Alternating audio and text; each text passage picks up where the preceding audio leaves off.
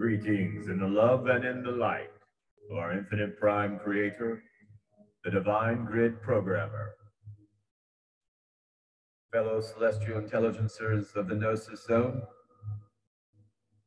we shall continue our journey with the most dangerous book in the world, 9/11 as Mass Ritual.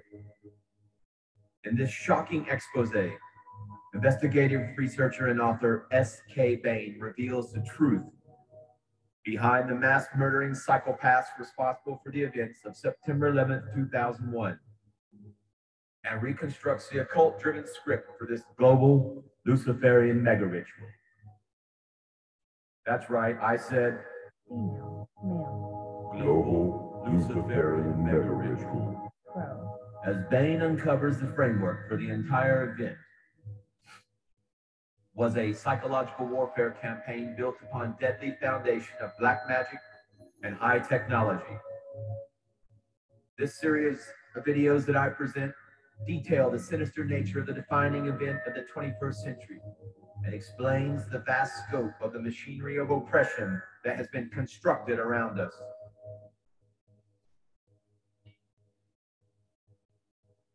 The 47th Problem of Euclid, brought to you by Folgers, instant coffee, adequately heated.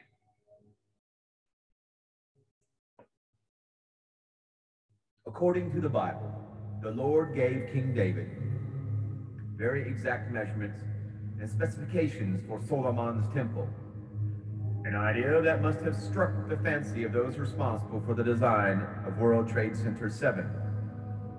Because the building was a deceptively simple yet powerful modern occult-Masonic construct. Its trapezoidal shape and 47 stories were an architectural embodiment of the 47th Problem of Euclid, more widely known as the Pythagorean theorem. The Pythagorean theorem has attracted interest outside mathematics as a symbol of mathematical obtuseness and intellectual prowess. Popular references in movies, literature, plays, musical songs, stamps, and cartoons abound. There are a range of mathematical proofs for the theorem, but one is of particular interest. It was published by future U.S. President and Mason James A. Garfield, and instead of the customary square, it utilized a trapezoid. The essence of the Pythagorean theorem concerns the importance of establishing an architecturally true or correct foundation based on use of the square, an ability of great value to real Masons. But there are, of course, deeper, related symbolic meanings as well. One having to do with the philosophical male, female offspring, and theosophy of the Trinity. If you want to know any more than that, you'll just have to look it up yourself. Or perhaps I'll make a video on it one day exclusive for subscribed members of the Celestial Intelligencer of the Gnosis Zone podcast, video, cast, thing, blog, whatever. Writing of the significance of the Pythagorean theorem to Freemasonry in general, this unnamed Masonic author states that the 47th Problem of Euclid represents such a perfect symbol of Freemasonry, encompassing both art and science, that the simple knowledge of it demands a breathtaking awe to which we may only bow our heads in reverence at the perfection, the universality, and the infinite wisdom of that which has been given to us by God. One really couldn't put it any more strongly than that, and it'd be a waste of time to try. But before we leave Solomon's temple, it'd be negligent to fail to note the following. In the 1960s, Church of Satan founder Anton LaVey formed a group which later became the governing body of the church. Its name, the Order of the Trapezoid.